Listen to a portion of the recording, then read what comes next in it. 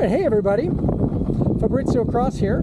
I'm just making my way through this upper neighborhood just outside of Seattle, and I'm going to meet Adam, who is going to take delivery of his new Electrom. So in just a moment I'll pull into his driveway and we'll have a chance to go over the bike and see how Adam likes it. Oh, there he is. He's waiting for me. Okay, let's pull in.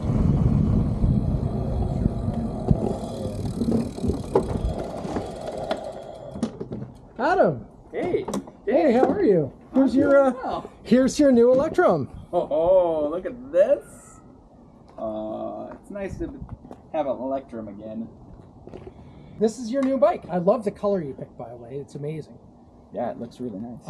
So let me just quickly go over the bike for you, Adam. Okay. You've got a helmet. Yes, I do. Right. Okay, yes. So you know about that. We've got the Cycle Analyst console. We've got the mirrors. New on the Electrom, we've moved the turn signal reminder lights up here.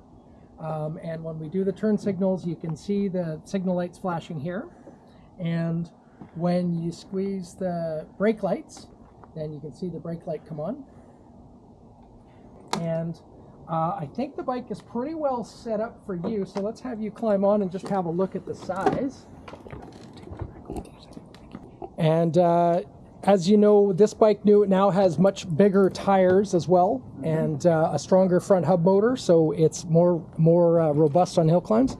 How does that feel for length? Feels about right. Perfect. Yeah. I guess we're about the same height. Yeah, I think so.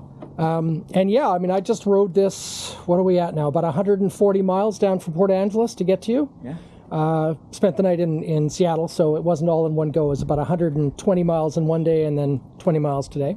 Yeah. How does it feel? Feels great. The seat and where the bars are positioned from the original prototype model, you can tell they're positioned up just slightly different. Yeah. Just we moved them back about 1.5 inches just to accommodate kind of the actual average riders. Yeah. Yeah. And we've got the front cowling is a little bit longer as well, so that it's good for most people about 5'8" and above. And then we do have a shorter cowling for smaller people.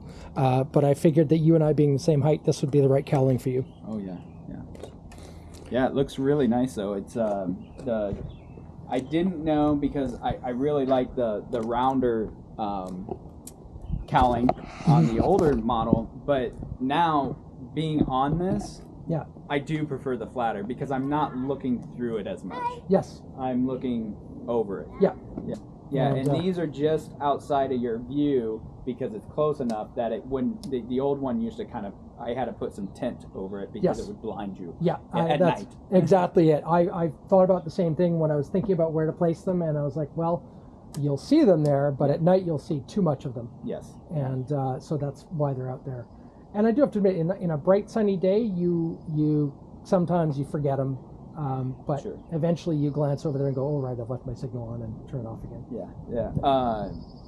And the dash is bigger, so there's more surface area here.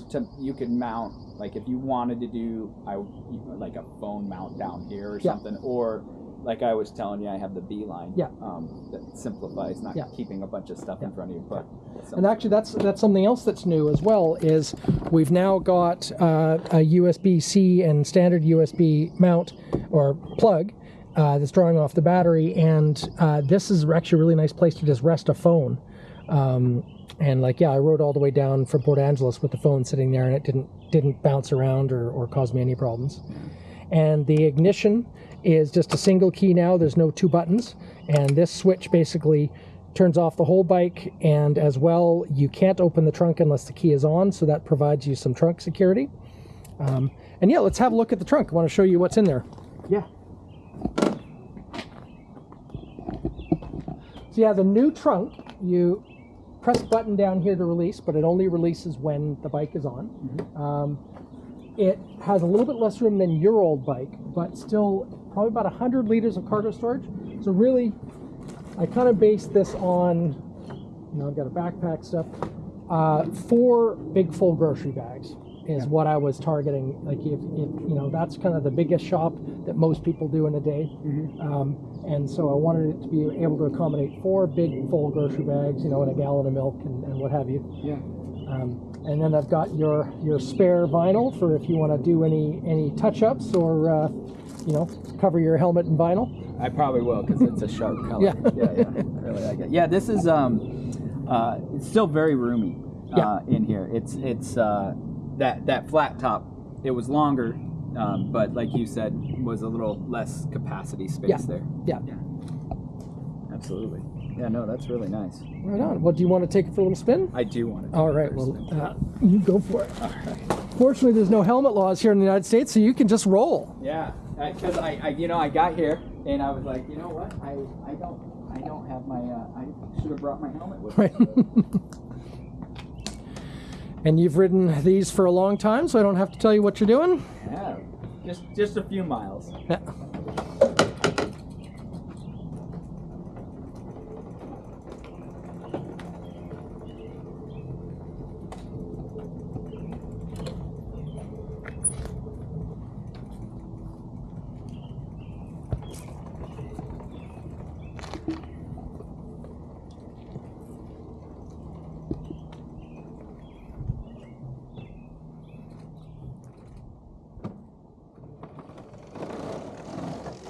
And he's off.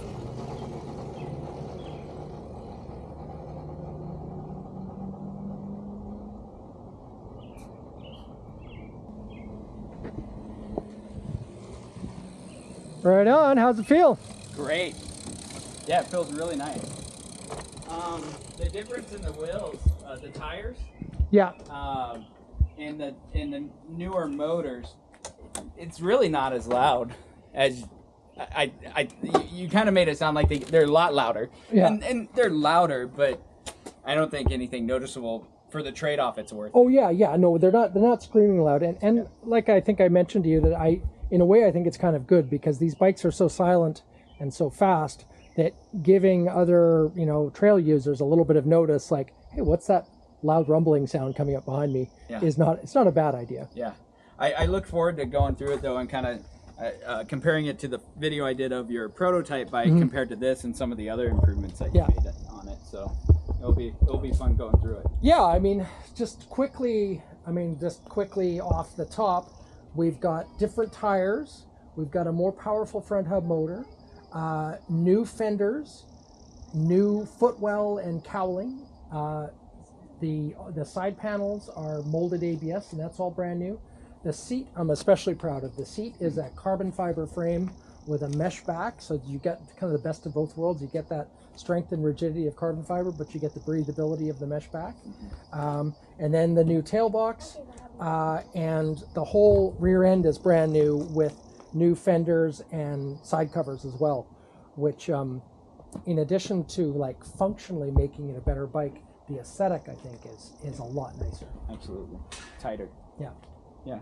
I do have a question for you, because I know sometimes, like, you'll see on velomobiles, right? Yeah. One of the big problems is that sweat back. Yeah. And they use a ventless seat pad. Yeah. But they also will drill air holes in the back. Have you ever thought about doing that, or will that affect the rigidity? You know, you could probably do it, but I think it's just not necessary. Needed. You know, because with the ventilated back, and you've got this big air channel down in here, so the air really doesn't have any reason to stick around. Yeah. And I suspect that there's probably enough turbulence just in your movement to clear out that air pretty consistently. Sure. Yeah, even on the hottest days, you know, I have been way too hot riding the Electrom during the heat wave a couple of years ago. Sure. But my back never got too hot. Oh, you know, just the rest of me and the motors and everything else. Yeah. Well, I look forward to getting this back to the roads of Ohio. Right on. Well, thank you very much for buying it, and I look forward to seeing how you ride it. Thanks for building it. Yeah, I can't wait to get some videos up for you. Yeah, it's going to be really exciting. Yeah. Awesome. Thanks, Adam. Great. Thank you, Tig.